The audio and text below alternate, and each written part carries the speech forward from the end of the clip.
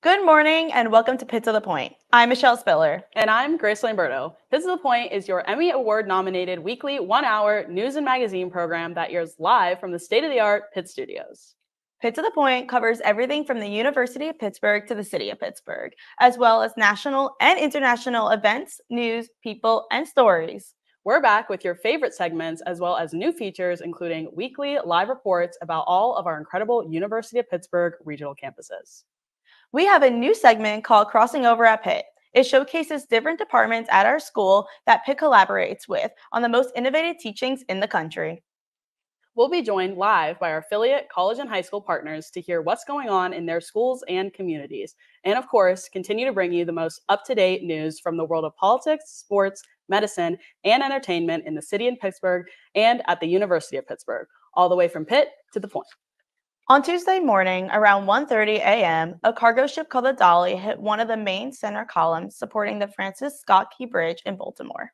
Immediately after, a search and rescue effort began, and 2 were rescued, and 1 refused treatment, and 1 was in critical condition. The Coast Guard suspended search and rescue efforts Wednesday morning at 6 a.m. and began recovery efforts. There was a construction crew on the bridge at the time of the collapse. As of yesterday, the bodies of 4 of the 6 crew members were still missing. Baltimore's harbor is one of the largest for imports in the United States, and much of Pittsburgh's imports and deliveries come via that harbor. An instructor of supply chain at Duquesne University spoke to KDKA. Wendy Sarapagalia said that the importers and exporters in the area are going to have to adapt, and the workers must be on fly and able to figure out how to get their shipments in and out of the country. So many folks in our area ship through the port of Baltimore, and it's going to be a huge impact. She added that ships were being halted at the port, which is the busiest for cars, trucks, and sugar deliveries. The Port of Baltimore is still closed to ship traffic, and it will not be opened till the debris is removed. As we near April, we also are nearing the 2024 Pennsylvania primaries. April 8th is the last day to register to vote in the primaries, and April 16th is the last day to apply for a mail-in or absentee ballot. The Pennsylvania primaries are on Tuesday, April 23rd, and the polls are open from 7 a.m. to 8 a.m. For the upcoming primary elections, Allegheny counters are trying to grow the number of ballot drop-off locations. On Wednesday, a 6th location was added to the Kane McKee Sports Assisted Living Facility. Other locations include Carnegie Public Library of Squirrel Hill, South Park Ice Rink, North Park Ice Rink, Boys Park, Four Seasons Lodge, and 911 Call Center in Moon Township. On March 14th, Republican Election Board member Sam DeMarco sued Allegheny County Council member Sarah Imarato, claiming that Imarato overstepped authority by acting alone to authorize about half a dozen staff ballot drop-off locations. Imarato claimed that the Pennsylvania Department of State had okayed the drop-off locations on March 18th. The disagreement has been settled. As primary season begins to wrap up, the 2024 presidential candidates are presumed to be a repeat of the 2020 election, former President Donald Trump and incumbent Joe Biden. The former president is in legal troubles in New York. As preparing for his stand trial on April 15th in a hush-money criminal trial, we go to political reporter Kayla Paddington for more information. Kayla? Former President Donald Trump and his hush-money trial case has been going on for quite some time now. But this past Monday, the original bond set at $454 million was reduced to $175 million by the state of New York. The caveat is that it has to be paid within 10 days. The infamous hush money case regarding former President Donald Trump has just gotten a little more interesting. The judge in charge of this case, Juan Merchant, imposed a gag order this Tuesday. This was to limit what Trump can say regarding in the upcoming trial of the hush money made to adult film star Stormy Daniels back in 2016. This gag order is due to the track record Trump has of lashing out to others with threatening and verbally abusive phrases. CBS News investigative reporter Graham Cates explains more about what this gag order entails. This limits what former President Donald Trump can say in the lead up to this trial, which begins on April 15th, about foreseeable witnesses in the case. So that includes his former lawyer, Michael Cohen, who's an ardent critic and who Trump frequently lashes out at. In the lead up to the trial, this should prevent him from making social media posts about witnesses like Michael Cohen, as well as members of the court staff or the district attorney Alvin Bragg's staff, who also Trump frequently targets. And it's worth noting that in this gag order is also a limitation on what can be said about family members of all of these people. But this past Monday, Trump and company won the appeal to have their bond reduced to $175 million from $443 million if they send it within 10 days. If the bond fails, it leaves his valuable real estate and other assets to be seized by the state of New York. Although Trump claimed on Truth Social through a post that he has $500 million in cash on March 22nd, $175 million is a lot easier for Trump to swallow. The gag implications and the stress of paying a lump sum amount in such a short amount of time will only add to Trump's campaigns. Back in 2020, for the 2020 primaries and the presidential election, Trump lost his own state of New York, and fast forward to next Tuesday, April 2nd, New York will have its primaries for the 2024 election, where Trump is probable to lose even more pollings this time around because of the swirl of chaos surrounding him. For Pitt to the Point political reporter, I'm Kayla Pattison. Michelle, Grace? Thanks, Kayla. A week ago, on Friday, March 22nd, the Princess of Wales, Kate Middleton, announced she was diagnosed with cancer and is undergoing chemotherapy. This came after weeks of public speculation after she went for a abdominal procedure. In a video, she explained how after the surgery, they found cancer and she was beginning chemotherapy. She also explained how her priority was her children, George, Charlotte, and Louis. She asked for the public for privacy and support during this time. This comes after King Charles III was also recently diagnosed with cancer. In Pitt's Public Health Building, there is an interactive exhibit titled Art Heals Pittsburgh. In the exhibit, it intersects mental health and the community and art during the COVID-19 pandemic. In Pittsburgh, it's highlighted.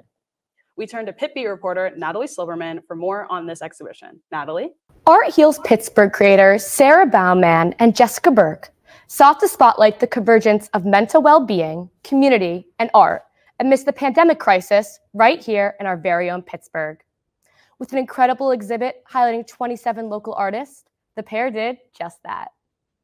Art Heals Pittsburgh is all about exploring the intersection of arts and health. It's exploring how art impacted the lives of artists during COVID-19 in this time where we were in social isolation, not around other people. How did they turn to the arts and what did that mean for their health, as well as how did it impact the health of other people? 27 artists came together with us to explore this research question. So when we look at qualitative data, we do something called coding, and it's essentially pulling out themes from the interviews. And so when we were going through, we just found time after time people were talking about community. And so when it came time to create this gallery, we were like, well, if we're giving it back to the community, what's a better thing that we could be talking about? And so we decided to center it on their views about how art helped them create community by showing the art to the community in the same sort of way. Mental health is something that touches kind of all realms of the documentary work that I do. It's important to talk about it. As an artist myself, to use photography as a tool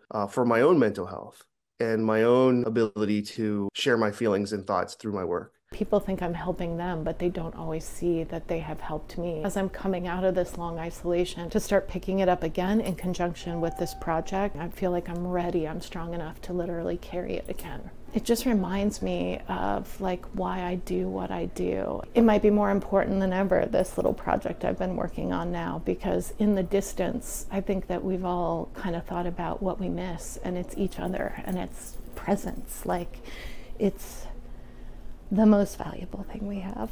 Sorry, it makes me emotional. The Art Heals Pittsburgh exhibition will be on display through May 31st on the first floor of the Public Health Building located right here on campus. This is one you definitely don't want to miss. With Pitt to the Point, I'm Pitt Beat reporter Natalie Silverman. And now we turn to our medical reporter, Noah Dan. Noah? Thanks, Natalie. A few weeks ago, previous medical reporter Aditya met with Pennsylvania State Representative Michael Schlossberg to discuss a bill he has in legislation focused on mental health in high schools. Let's see what he has to say about this bill. are proposing a behavioral health screening pilot program that would give money to school districts that created a behavioral health screening program so that they could better determine where mental illness exists within their schools.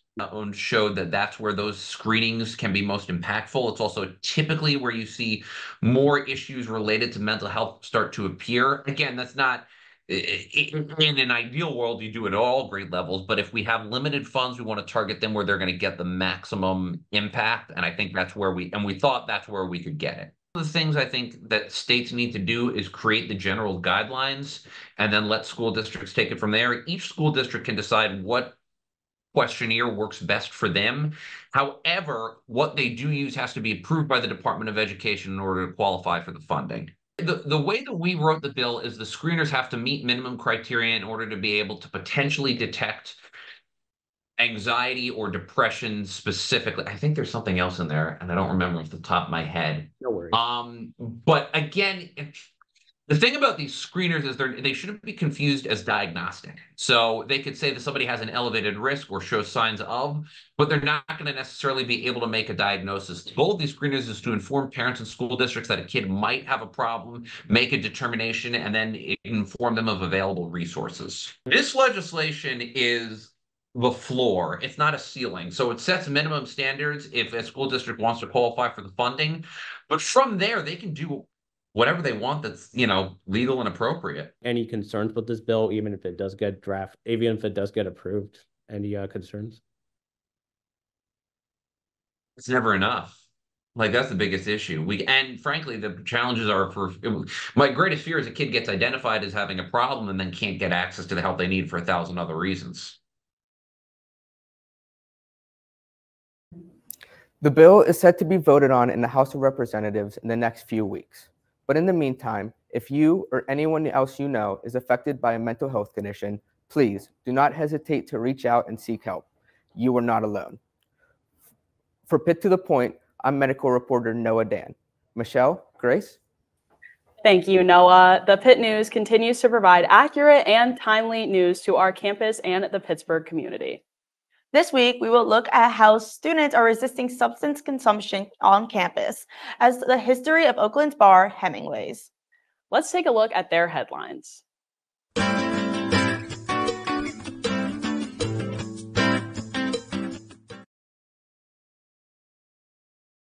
This past Tuesday, about 250 people gathered for the Pitt College Democrats versus Republicans debate. The event was hosted by Bridge Pittsburgh, a local political club.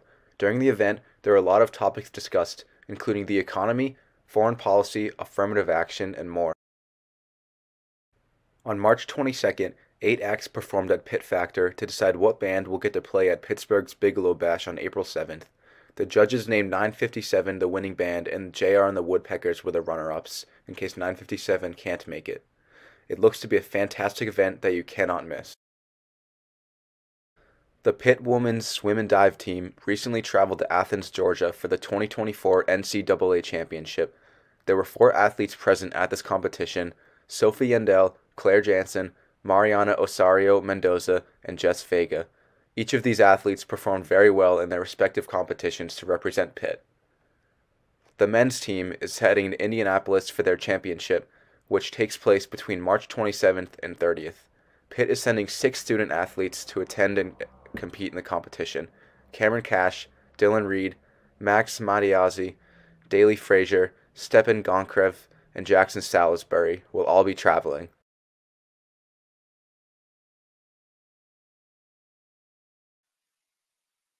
Coming up, Pitt Pro Day was this last Wednesday. Stick around to hear from some of Pitt NFL hopefuls. It's MLB opening weekend. We got to hear from the inventor of a widely used piece of technology. Stick around to hear more.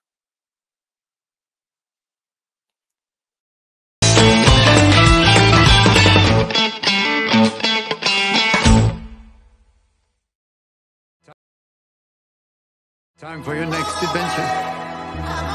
No idea what I'm going to do tomorrow. How exciting.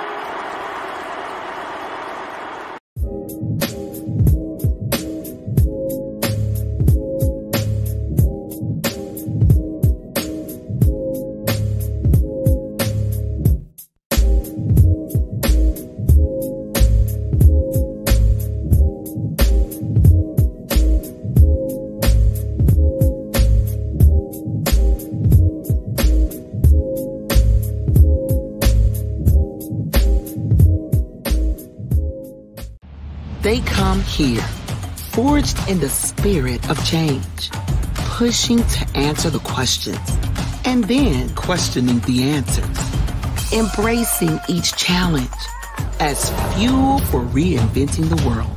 Because here, leadership, courage, creativity, innovation, and progress are always in progress. The University of Pittsburgh, forge ahead.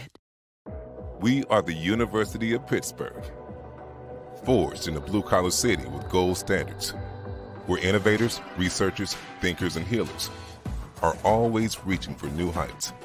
There is no limit to what we can accomplish when we put our minds, our hands, our soul, and spirit toward it. Here, progress is always in progress.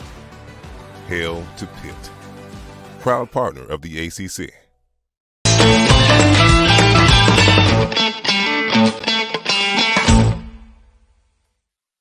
And we welcome you back. We're 3 weeks away from the 2024 NFL Draft. For many Pitt football players, this past Wednesday was the most important day they could have.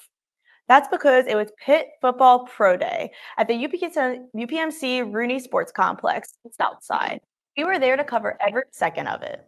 We had two of our best there to provide wall-to-wall coverage of Pitt Football Pro Day. Pitt sports reporter Aaron Clark and our Pitt to the Point City sports reporter Donnie Blackwell are joining us now. And thank you, Grace. So, Aaron, it was your first time actually experiencing and covering Pro Day. So what was your experience like? It was so much fun. I had such a great experience. I do want to go into the sports field in the future. So it was so awesome to get to interview some of the players and network there, talk to some of the individuals. So yeah, I just had a great day. But what about you? Who do you think were some of the standouts for Pro Day? Well, I think that our tight end group actually looked really well. Malcolm Epps, like his height and his size, I'm pretty sure impressed a lot of scouts. He had a lot of great catches. And my most outstanding player that I would say surprised me was seeing Phil Jerkovic.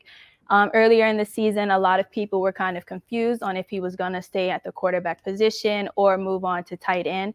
And Phil actually competed on Pro Day as a tight end, and he had actually a really great performance. He had a lot of great catches, and, you know, on the media, they've been talking about if Phil will get a chance to be a tight end in the NFL on the next level. And I definitely think that he deserves that chance. He had a great day, and it was just nice to see him back in the Pitt colors and around those guys. I absolutely agree.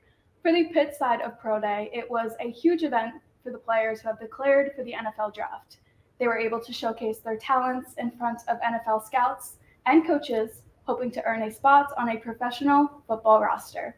I was able to speak with AJ Woods, Malcolm Epps, and Matt Gonsalves about their thoughts on Pro Day and their own journey through the draft process.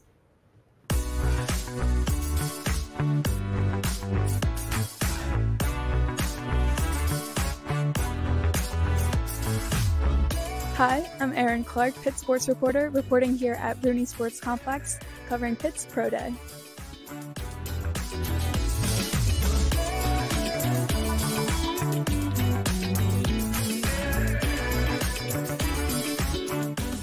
Pitt's Pro Day at the Rooney Sports Complex started off in the weight room as players showcased their strength on the bench press. The group then moved over to the indoor practice field where players performed drills such as high jump, broad jump, the 40-yard dash, short shuttle, and 3-cone, showcasing their speed and versatility. The day finished up with position-specific drills. I also got the chance to speak to some of the players about their experience at Pro Day and how they feel they showcased their talents to the NFL scouts. So AJ, you were actually not invited to the NFL Combine, but you had an incredible performance here today. What do you think you proved to the scouts and coaches here today? I think I proved that I'm worth the draft pick. Obviously, I came out here and was able to put together a really good day, showcase all my skill set and technique that I've worked on for the past 2 months. And we know it was more of a difficult year for the team, quarterback struggles. You were on that offensive side as a tight end. So, you know, coming in today, what did you want to prove despite those struggles? Well, just because we had struggles didn't mean we didn't have playmakers like Bob Means and Sebo Fletcher. don't get it mistaken. We did have playmakers on the team. You're seen as a leader of this team. How does that change going from, being in that role to being a rookie in the NFL? How does that change for you? For sure. I mean, it changes a lot, coming from somebody who, is supposed to lead a team to having to, kind of observe and know your role. And how would you describe what NFL teams are getting if they decide to draft you? Yeah, I would say NFL teams are getting a fast, physical corner that above all else loves to play football and compete. What are NFL coaches getting if they decide to draft you as a tight end? A good locker room guy, guy that's hungry, guy that just want to play football, a guy that's willing to do anything for the team to win. We hope to hear the names of some of our very own Pitt Panthers called next month. And other Pitt football news, the team announced the date for the 2024 Blue and Gold Spring Football Game. It will be held April 13th at 2 p.m. in Acrisure Stadium. The game is open to fans, so make sure to check it out to catch the first real glimpse of next season's team in action. For Pitt to the Point, I'm Pitt sports reporter Erin Clark. Hey Donnie, how was Pro Day from the NFL side of things? Well, for my experience of Pro Day, I got a chance to talk with high draft prospects MJ Devonshire and Bub Means as they continue to impress the scouts from their NFL Pro Day and their combine performances. I also got a chance to speak with former Pitt player and current 49ers scout Dom DeSico and former wide receiver coach Tyquan Underwood as they came back to visit Pitt and some of their new threads. I'm Donnie Blackwell, Pittsburgh City sports reporter, and today we are live from the South Side covering the NFL Pitt Pro Day. With the NFL draft coming up, student athletes from all around the nation are looking for a chance to prove themselves to NFL scouts. With only Bub Means, MJ Devonshire, and Matt Gonzalez getting a second chance to impress scouts after being invited to the NFL Combine, several Pitt players only had one chance to prove themselves at Pitt Pro Day. With several Pittsburgh Steelers scouts being in attendance on Wednesday, could we possibly be seeing a reunion of former Pitt athletes joining the Pittsburgh Steelers? What has your perspective been as from a player performing at Pro Day to being a scout? It's hard because as a player, you work your whole life to have this opportunity to go to the NFL, and as a scout, you see it so often, so you don't realize how big of an opportunity it is for the players each time because these kids played football their whole life, and it could be coming to a close or it could be starting a new chapter. So I guess just being open-minded to where they're at in their journey. Take us through the journey of being a transfer from a small school at Louisiana Tech, and now you're a top prospect in the NFL draft today. A lot of hard-fought nights, a lot of hard workouts, but I'm grateful for everything that I've been through, grateful for all the coaches that I've got to experience. Plenty of scouts and teams were impressed by your performance at the Combine. What could you say any team could expect from you? I mean, I'm just going to show up every day, willing to work, great teammate, humble, great person. What was your mission to prove to scouts in the Combine that you were a quality receiver? So I just went out there and did what I do every day. It was another day at the park for me. I just went out there and showed the scouts and the teams what I could do. How do you feel seeing a guy such as Bub Means prepare to complete his dreams, and you got to see him perform today? So what are your emotions towards him alone? I was fortunate enough to coach him over the last two, and great leader, great work ethic, great person, and to see him finally be this close to his dream playing in the National Football League, it's unbelievable. Hey, can we see an upcoming Patriots workout with Bub Means coming soon? Hey, you never know how this thing plays out. I would love for the opportunity to coach him again. We're just evaluating all the guys in this class. I know him personally, so it hits a little different. I know his mental makeup. I know who he is as a person, so I'll be able to convey that to the scouts, to the GM. Your versatility, not only being a corner, but also a punt returner. How have many teams shown any interest in your abilities other than, being on the defensive side of the ball? Just being able to showcase how well I can move and different things I can do with the ball in my hands and scoring touchdowns. You are from the Aliquippa area, and there has been this major TikTok going viral about what's in the Aliquippa water. It's just something in that Quip water. So how does it feel to know that you are going to continue and add on to the legacy of Aliquippa athletes being in the NFL? It's great. It's definitely something in our water. It hit different. I don't really know what it is. We can't tell you, but it's definitely something in our water. To see where our former Panthers will end up, the NFL Draft will take place on April 25th through the 27th in Detroit, Michigan. The Steelers are on the board with pick number 20. Could we be seeing our top corner, MJ Devonshire, staying next door? as sources say Devonshire had a pre-draft visit with the team earlier this week. With all the big moves the Steelers have been making so far in the offseason and free agency, I'm pretty sure they will be making even bigger steps to protect our newest assets in Justin Fields and Russell Wilson, and possibly making some room for our corner, MJ Devonshire. For Pitt to the Point, I'm City Sports reporter Donnie Blackwell. Grace, Michelle. Thanks, Donnie and Aaron. The City Stadium Thursday to sell a large section of land next to PNC Park to the Pittsburgh Pirates. The Pirates plan to turn that land into 30,000 square foot plaza, which will have, among other things, a 916 square foot LED screen to show Pirates games and other events. The land that the Pirates will be buying is at the corner of Mazeroski Way and the General Robinson Street. An apartment complex near the section of land is under construction and almost complete. The ground floor of that complex will house a restaurant that will be open in the plaza. The Pirates and Steelers have an option agreement for development projects on the land where Three Rivers Stadium once stood, and the sale is a continuation of that project. Talk about a great start to the season. Our Buccos started up the 2024 season with an exciting 12-inning game over the Marlins of Miami. Next Friday, the Pirates are back in town for their home opener against the Baltimore Orioles. The game is scheduled to start at 4 p.m. On Saturday, April 6th, the Pirates and the Orioles play the second game of their 3-game series at 4 p.m.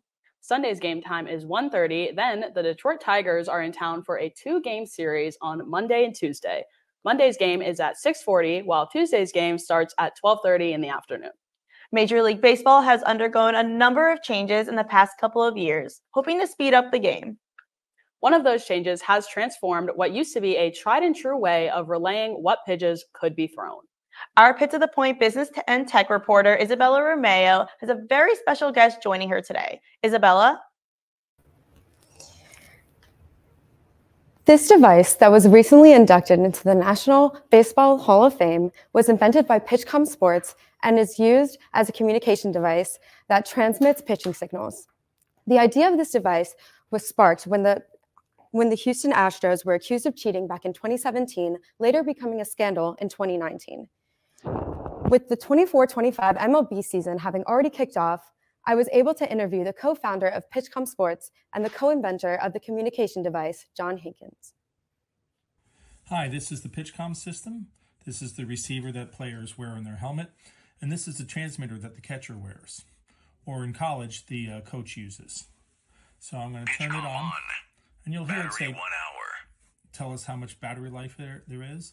And now to call a pitch and a location, we simply press the button. 4-seam fastball, high middle. Change up, high right. And if we want to call a specialty play, pick off second. Cutter, high right. Slider, middle left. Wheel play. Pick off third. Bunt play 2. So that's how it works. It's super lightweight. This is only weighs 1 ounce. And this is worn on the shin guard of the catcher typically. So that's the Pitchcom system in a nutshell. I was had retired from being an attorney after 28 years and decided to become a mind reader on stage. Then the sign stealing scandal happened with the Houston Astros. Right.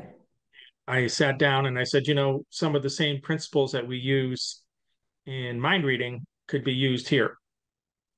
Where we have secret information that's passed along on stage.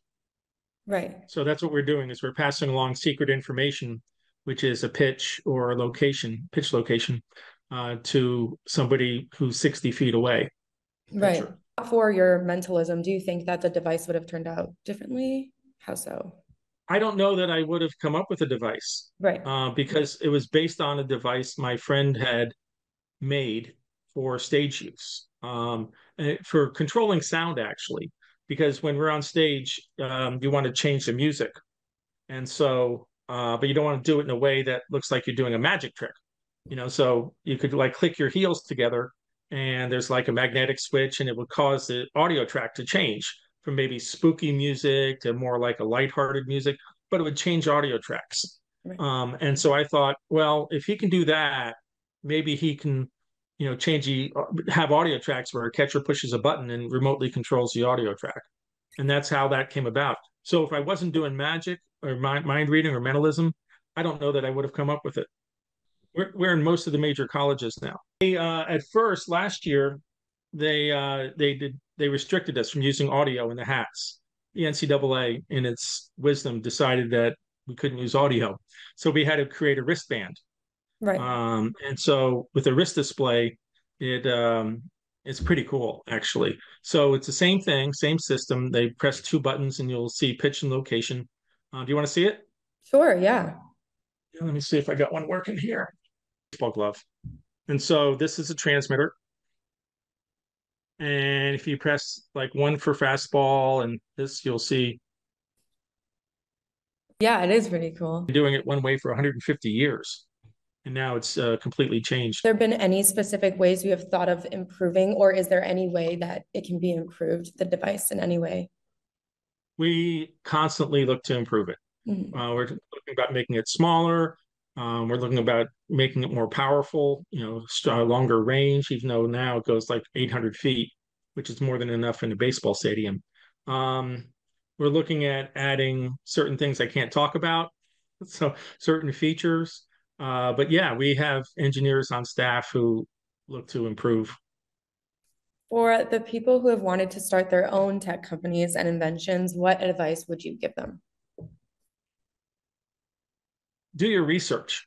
Before we did this, I did a lot of research on the ways to provide signals. But I was also a patent attorney, and I had worked, on probably 10,000 patent applications. So I had a lot of experience with how people solve things, and then how you put that into practice. That's the biggest thing. Is everybody thinks they've solved a problem, but if you really need to look and see what they need, what the customer needs. Somebody who I was connected to somebody who had been an MLB lawyer but like 8 or 9 years ago, but he still had a few contacts, and we pushed through for 9 months and then finally got the invitation.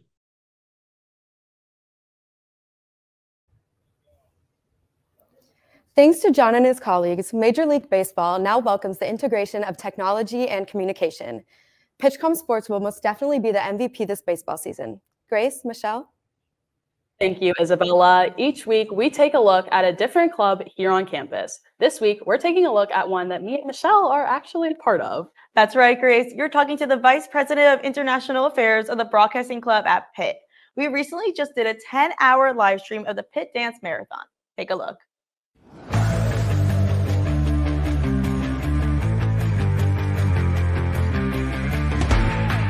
So Broadcasting Club is a club here at Pitt for broadcasting students or just people who are interested in broadcasting to make their way into the broadcasting industry. To me, this is a place where I can hone my skills, become more of a professional, and also help other students who are interested in something like this to also build up their resume and hopefully for getting jobs in the future. We just finished the 10.5-hour Pitt Dance Marathon broadcast. We do that every year. And last semester we did a club hockey live stream, and we have the red carpet show for the Panther Choice Awards coming up, which is really exciting. One of my favorite things about the club is honestly the friends you make. Well, Mel and I are very close, but we made so many friends throughout this year through the club because it's the same people that go to all these events who also want to do a lot for their careers and to push themselves to do things that they didn't really think they would be able to do or they wouldn't think they know how to do. But yeah, I really hope that more people are interested in joining broadcasting. And honestly, if they're too scared to get into it because they're not really sure what it entails, I hope they still join the club because I think this is a great place to learn and get new opportunities and get new experiences in this industry, especially in a city like Pittsburgh. There's so much to film and there's so much to talk about. So Broadcasting Club is really important to have. Way back in the day, it was a big deal when Aerosmith and Run DMC paired up to perform Walk This Way. Now, the latest crossover artist may really surprise you, and it was a who's who of writers descending on Pittsburgh. We'll take you there to check it out.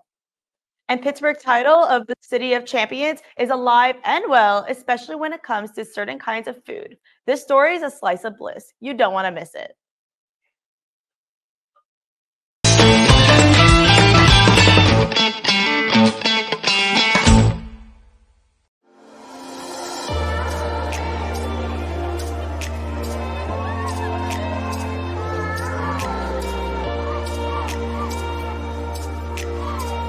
In a few moments, you are going to participate in our formal convocation ceremony, and it will be the official beginning of your Pitt journey. Academic traditions have a long history, and with this ceremony, you will become part of that history.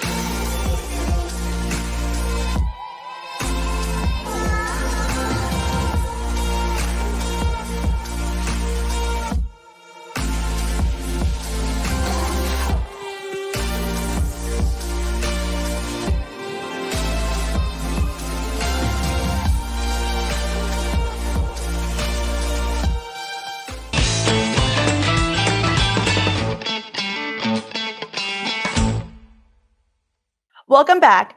Grace, what's our weekend weather looking like? Well, Michelle, it's looking like a typically pretty rainy weekend here in Pittsburgh. Nothing too crazy for this area. I think I might spend most of my weekend on the couch watching Love Island. Yeah, me too. I get that. I get that.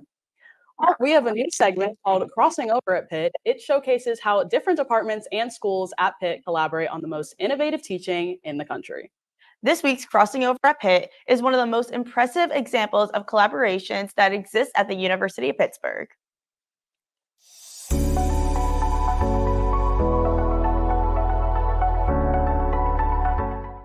My name is Corey Flynn. I am Program Manager for the Office of Sustainability for the Health Sciences. I'm also an instructor in the Geology and Environmental Sciences Department.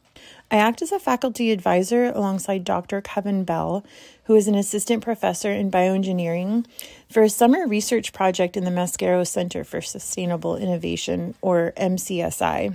I'm Paloma DeBella, a senior at the University of Pittsburgh, and I worked over the summer of 2023 doing pollinator research. During this project, I did flower insect tracking, seeing how many bugs came to and from the farm, to certain species of plants, certain flowers, all different kinds of pollinators and not just bees. And then I compared this to an empty lot just further down the road, same neighborhood, and seeing how different the outcome is. The most exciting result from this research is the data that Paloma presented last summer on the importance of urban farms for the health of pollinators and the health of the community. We can use the data from Paloma's project to show the amazing benefits of turning those vacant lots into a garden that grows food, attracts pollinators, and captures rainwater. I would love to keep doing this kind of research, to keep sharing with people how amazing bugs are. And I just wanted to highlight how important it is in big cities that we still need safe spaces for these bugs. At Pitt Greensburg, it's almost time for their annual Writers Festival and Senior Capstone Book Launch Celebration. We go to regional campus reporter Anna Park for more information. Anna? At Pitt Greensburg, there is an annual Writers' Festival, and this year it was held from March 23rd to March 27th. It had a lineup of distinguished guests, including renowned professor Jay McCafferty, social worker Vesa Yankovic, and Pitt Poetry Series editor Nancy Kragowski. The festival also featured readings by Pitt Greensburg student writers alongside the invited authors. It's been around 23 years. My colleague Lori Jaquila started it when she first started at Pitt Greensburg 2+ decades ago. And the only time there was a drop off during COVID. Obviously, there's everything stopped, so we didn't have it then.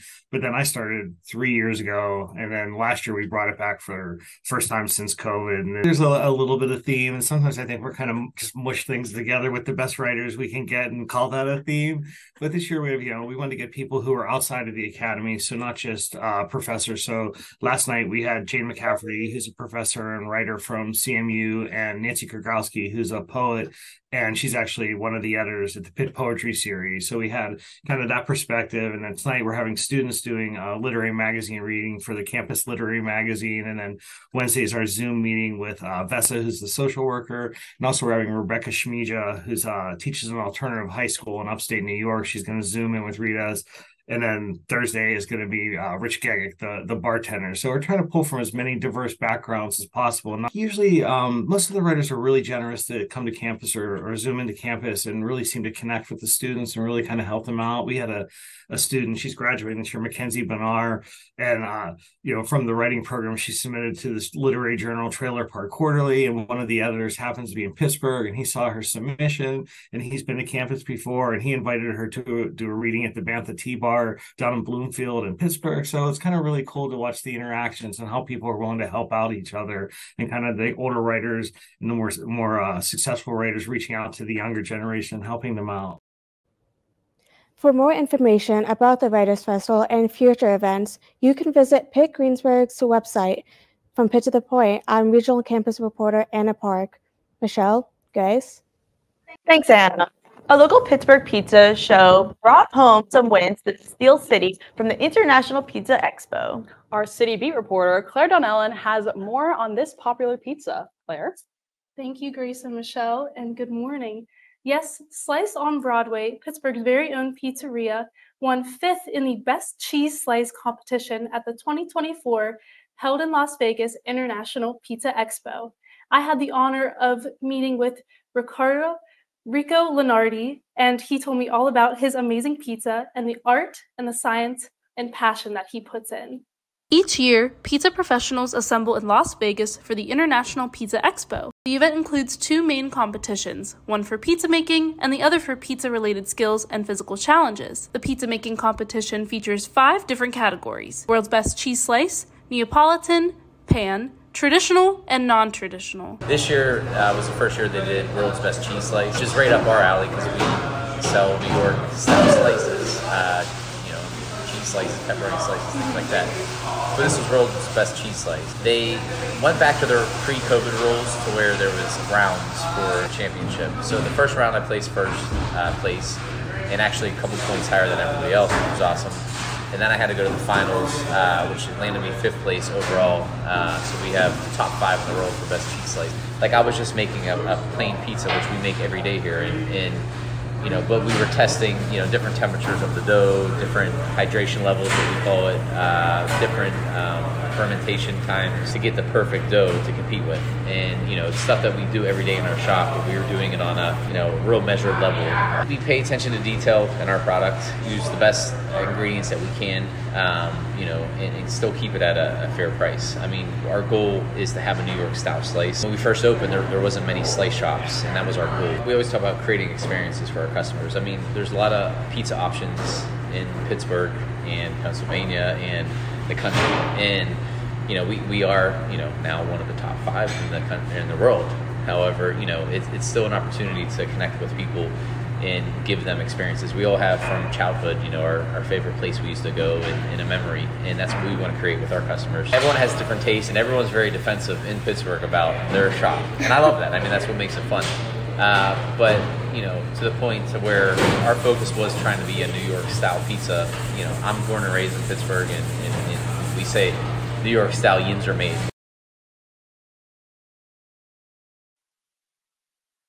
Thank you again to Rico. It was really great to meet him. And now, Michelle and Grace, because I brought the award-winning pizza right here, and we're going to try it live in the studio. I'm so excited. We are enjoying it college kid style, fresh out of the fridge, really good leftovers. But honestly, there's nothing like a good cold slice of pizza. This is so good, Claire. I don't know if you know this, but I'm from New York, actually. Oh, wow. So I like to think I'm a professional when it comes to pizza, and this definitely surpassed my expectations. Yeah, I may not be from New York, but this is a really good slice of pizza. I really liked the cheese to sauce ratio because I'm not a huge fan of sauce, but this was really perfect. I think it was spot on. A lot of pizza, when you eat it cold, it loses its flavoring. It's really strong. It's very potent. You can taste it. Yeah, I had the pleasure of trying it in person in the East Liberty location for Slice on Broadway, and it was nice and fresh, and it was amazing. And the entire staff was so kind, always checking in on us and making sure we were enjoying it. No, that's so sweet. Did you get to go back and watch them make the pizza and everything? Oh yeah, we saw them tossing the dough, the works. It was amazing. You should have gone in there. You should have tossed the dough up in the air. And I didn't want to wake up the entire Slice on Broadway crew that make us a fresh pizza at 8 a.m. So we appreciate them making this. No, this was so sweet of them. Working. It's doing what it needs to do. Well, thank you so much for bringing us this pizza, Claire. You're welcome. And what's your favorite type of pizza? There's so many different kinds, as I learned yesterday. I really am just a cheese person. I'll do like a banana pepper every once in a while, but yeah. Interesting choice. I'm like a Sicilian kind of person, you know. I like the square pizzas or like a grandma slice. Well, I really enjoyed this cheese pizza. Thank you again to the Slice on Broadway gang. And if you want to go check out their pizzeria, they have several locations here in Pittsburgh. For Pitt to the Point, I'm City Beat reporter Claire Donnellan. Back to you guys. Well, thank you so much, Claire. Stick around to learn what famous Pennsylvania figure had a street named after them. Country music is taking over the charts. We hear from our entertainment reporter on Beyonce's new country album when we return.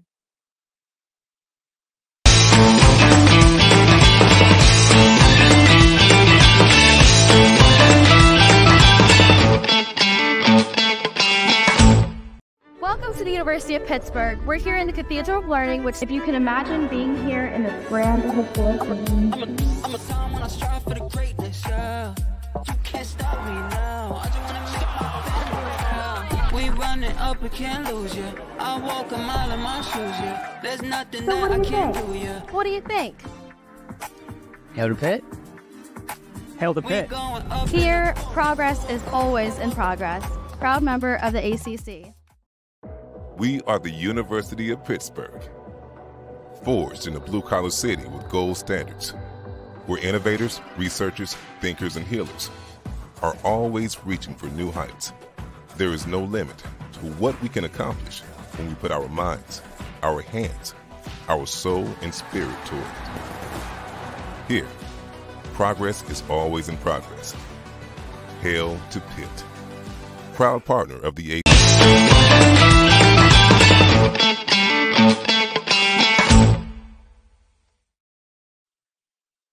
Back. You know, Grace, I'm still thinking about that pizza. That was a good slice, Michelle. Oh, definitely. So last Saturday, Kirkpatrick Street, downtown Pittsburgh, has been renamed to Alma Speed Fox Way. Alma Speed Fox was a Pittsburgh civil rights activist. Community leaders attended the renaming, including Mayor Ed Gainey. Pitt to the Point shares gives us our congratulations of the family of the Alameda Speed Fox and the incredible honor. It's time for our alumni spotlight, where we get to learn about the amazing university. Today, we learn about a recent Pitt grad, Shayla Princeton. I decided to get my master's in social work and public health, and now I'm a pediatric social worker at the UPMC Children's Primary Care Center. On top of my 2 master's degrees, I was also working part-time at Western Psych. I really enjoyed the program. I feel like both social work and public health aligned well, and especially in the role that I am in now. I found that like when working at Western Psych, I was a little bit less supported, as in it's kind of a location that has less resources to support their employees. So it was a lot of like being understaffed, a lot of like kind of just flowing with the punches as far as like taking care of our patients, going on the fly as far as like scheduling, trying to run groups. It was definitely a really good learning experience. I learned a lot about like how to practice therapy. Children's Hospital, that was a place where I was like super supported. I had a preceptor who taught me everything that I knew. The location overall is just very friendly and welcoming, and I had a lot of people who really supported me. I'm currently receiving supervision from our behavioral health therapists to get my licensed clinical social work certification, and that'll eventually allow me to practice therapy on my own. I want to do therapy with low-income minority youth who don't have access to mental health care, so that's basically the population we work with at my facility now. So it'll be really lovely to just stay and be able to do both. Country music is taking over. At midnight, Beyonce released her first country album, Cowboy Carter. We go to Jordan Sapp, our entertainment reporter. Jordan? Right. Beyonce's first ever country album, Cowboy Carter, was released today at midnight. This is just one of many examples of country becoming more popular lately. Just recently, we saw Post Malone collaborate with Morgan Wallen, and Lana Del Rey has her upcoming country album coming out in September. It marks a trend of many pop artists going country. We looked at the rise in popularity of both country music and genre crossover. Country music originally is born out of political unrest. These are protest songs. These are union songs. I mean, country music in America was started by free slaves. It's such a historical genre, and I think people kind of going back to the roots of what it means to be a political country artist. I think that people are looking for something. I think that something can be found in country lyrics. There are so many wonderful stories told in country music songs. The lyrics and the writing in country music is better than any other genre, but that's just my opinion. If you talk to like old school country lovers, they're going to be like, this isn't country music. Oh, it's too pop. And I'm like, you know, it's just what we like listening to right now. They're putting that bass line in their songs. And when it hits and you're like, yes, we like it. Why put the, you know, a stop sign on something that we're enjoying? People really, really like Zach Bryan and like Coulter Wall. And a lot of these people are also becoming famous. So I feel like we have like a pop country rise, which I feel like I said, if Beyonce was somebody who had already made country music, no one would care. But since she's Beyonce, people care. But I just think it's cool that she's able to experiment with genre. What she's doing is pop country. It's not like a traditional country. But I mean, if we can call Carrie Underwood country, and we can call Luke Bryan country, and we can call Sam Hunt country, then what makes Beyonce not like, you know what I mean? It's important that people are starting to understand that a Black woman has her rightful place. Let's be honest, Beyonce's Texas Hold'em is a catchy little ditty. So it's like, you can't deny it. Like, play it. It's good. I wonder, like, will Beyonce do another country album, or will this just be like, hey, I can do it, so let's do it? We'll see. It's just about getting more people to hear your music, and when it can cross over, do it in both directions, from country to pop and pop to country. If you're looking to get into the country spirit yourself, Jason Aldean just opened up a new restaurant on Pittsburgh's North Shore. And as for me, I'm going to have a great time listening to Beyonce's new album today. I haven't had a chance yet. For Pitt to the Point, I'm entertainment reporter Jordan Sapp. Michelle, Grace. Thanks, Jordan. Coming up next, a hospital in Massachusetts made an incredible surgical development. Every week, we have the honor of Pennsylvania high schools as part of our show. Stick around to see some highlights from this season so far.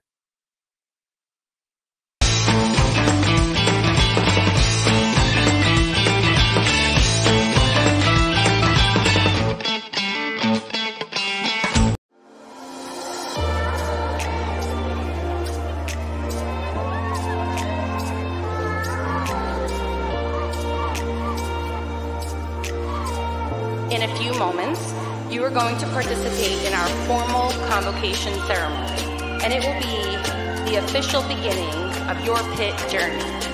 Academic traditions have a long history, and with this ceremony, you will become part of that history.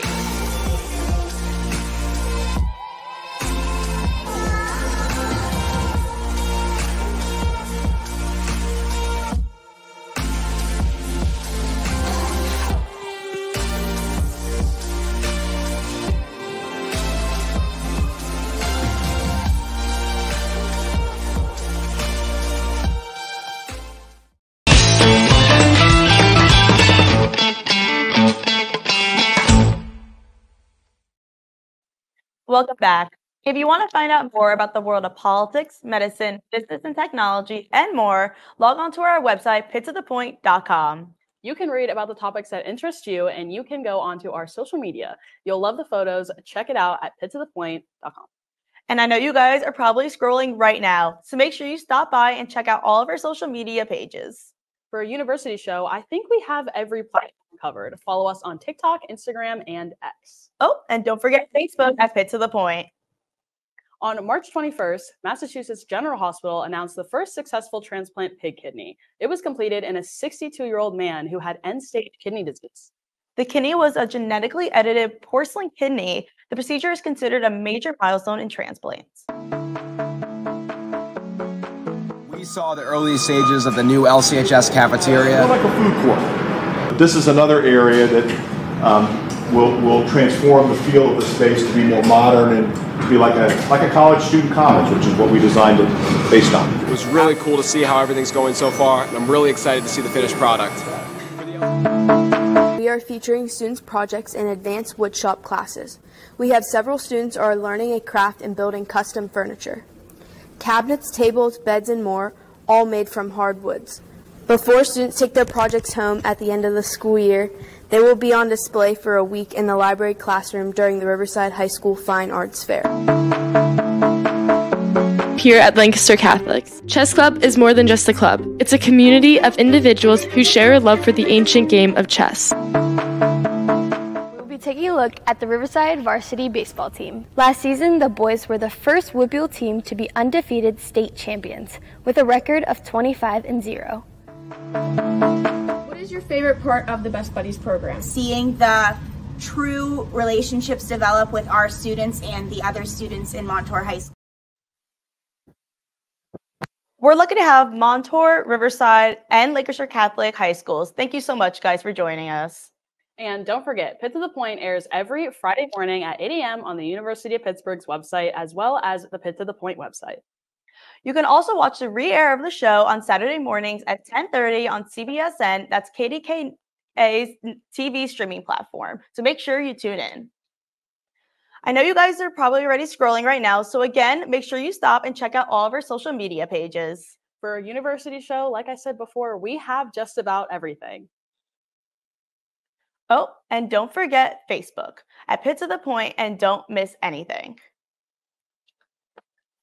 Now we have reached the end of our show, and we're so sad to say goodbye after our first broadcast together. It really flew by today, didn't it? It really did. I can't believe we're already done with our first show. Well, I think we've covered just about everything here, so be sure to meet us here at the same time and place to hear about things all the way from Pitt to the Point. I'm Grace Lamberto. And I'm Michelle Spiller. Have a good one.